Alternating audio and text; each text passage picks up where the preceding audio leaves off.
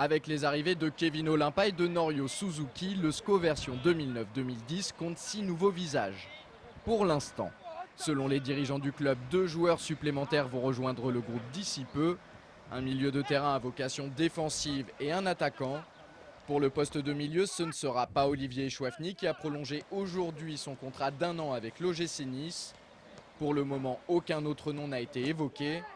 Le cas de l'avant-centre, lui, semble quasiment réglé.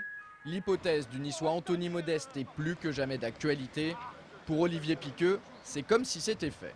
Anthony va venir nous rejoindre, maintenant c'est une question d'heure. En tout cas, la volonté du joueur est claire. Il a envie de porter les couleurs du SCO la saison prochaine. On a une énorme envie de l'accueillir.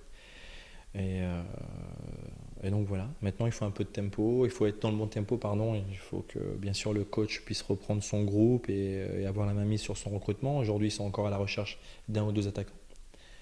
Et voilà, on va attendre patiemment. J'espère qu'il va vite venir nous rejoindre, mais bon, lui aussi est impatient. La reprise c'est jeudi. Voilà, on a encore un peu de temps. Le départ pour le stage c'est dimanche, donc notre objectif c'est qu'il soit avec nous en cette fin de semaine. Si le manager général du SCO semble si confiant, c'est qu'il s'est déjà mis d'accord avec le joueur et son agent pour un contrat portant sur un prêt d'1 an. Tout est calé, son agent, son conseiller et le joueur, tout est calé. Voilà. Ils ont envie de venir, on est OK sur le contrat. Maintenant, il y a des détails à régler avec Nice. Et le président doit avoir Maurice Cohen, aujourd'hui le président de l'OGC Nice, pour régler les derniers détails. Moi, j'ai eu le coach Didier Olé-Nicole et puis Eric Roy qui s'occupe de toute la partie sportive là maintenant. Et bon, voilà, on s'est bien entendu. Je comprends leurs impératifs aussi et la mise en place de leur recrutement pour la saison prochaine. On est en phase. Tout va se mettre en place tranquillement. Voilà.